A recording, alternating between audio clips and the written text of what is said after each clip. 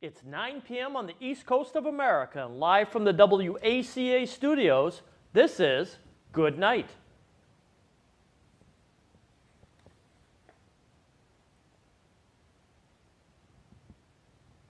Our first story tonight is a follow-up of sorts from a story we did a while back about Woodstock's 50th anniversary concert festival.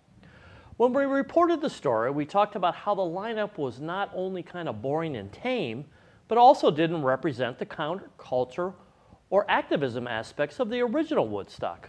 Well, clearly many other people felt that way because in addition to getting flamed on Twitter, the festival was officially canceled a few weeks ago after being forced to move locations multiple times, getting soft canceled, losing funding, and losing participants.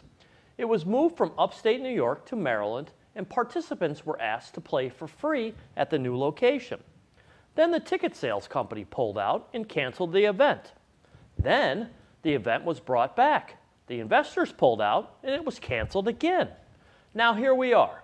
So to everyone who wanted to see Miley Cyrus and Imagine Dragons headline a Woodstock festival, I'm sorry, but it looks like that's not going to happen. There was, however, a Woodstock tribute this past weekend on the date of the original festival in Bethel, New York, featuring an exhibit by local arts center detailing the history of the event, veterans like Santana and John Fogerty of Creedence Clearwater Revival playing at night, and activism projects throughout the weekend.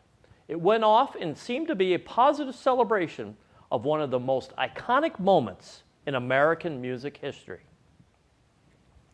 In airing dirty laundry news, a Kenyan governor had some choice words for a friend of his during a friend's funeral, and has since gone viral and sparked a bit of controversy in Kenya and among Kenyan politicians.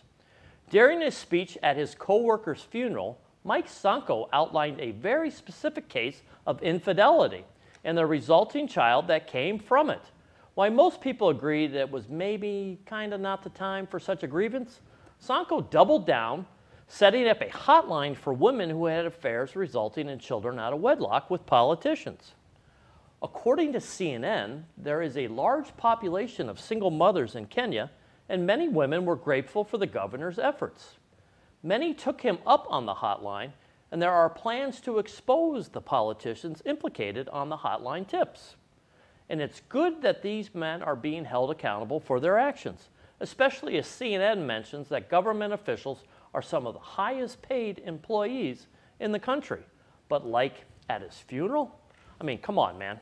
Like his widow was there, and you guys are buds.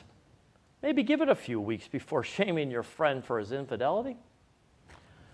In ridiculous news this week, there's a weddings crasher on the loose, and I'm not talking about the 2005 film of the same name. Texas police are on the lookout for a serial wedding crasher who reportedly shows up to the reception, poses as a guest, and then steals all the wedding gifts. KENS 5 in Texas reports that the incident has happened 4 times in 2 separate venues in a single county.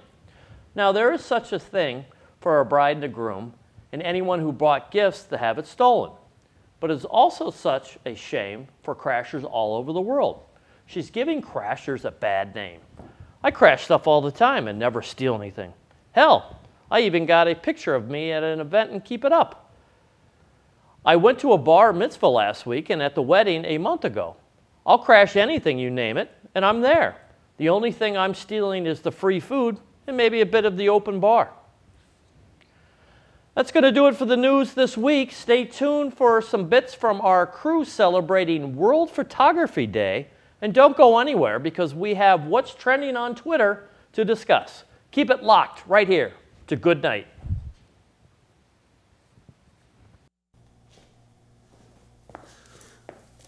They say a picture's worth 1,000 words. So here on World Photography Day, I'm going to use a few words to tell you some cool facts and amazing history about photography. So you've probably seen this grouping of shots before, maybe in an animation. It was taken by Edward Muybridge in 1878. So Muybridge got the shot by setting up 24 cameras 27 inches apart from one another and having a horse run through at 36 miles per hour. It was done to put the biggest debate of the time to rest. Do horses' hooves fully leave the ground when they're galloping? Turns out they do. But the ramifications of this on the photography world were immense. So much so that the standard Muybridge used 140 years ago is still the standard in Hollywood films today. The 24 individual cameras took 24 individual frames of the horse running in a single second. Now this is equivalent to film's usage of frames per second to describe how many times the camera shutters or takes a single picture in a second. This is the standard for most Hollywood films. But what took Muybridge 24 separate cameras spread out over 51.75 feet, in addition to hours in the development room after the shot, I can do right now. In fact, the sports games you watch are captured in 60 frames per second, which is why they look so much more fluid than your average Hollywood movie. So, if Muybridge wanted to capture this sweet dunk back in 1878, he would need 36 more cameras evenly spread out over the same distance. In the original shoot, he spaced them 27 inches apart, but for this, he'd have to space them around 10 inches apart, and they'd span the entire length of the court. Now that's a pretty tall ask, and it's gonna get kinda cramped when you're working with big boy cameras like they were back in 1878. Photography is an amazing thing. It can capture the social climate of an era. It can show us how beautiful our world is. Or it can help me show off how cute my cat is. But whatever you use it for, I hope you enjoy and celebrate World Photography Day.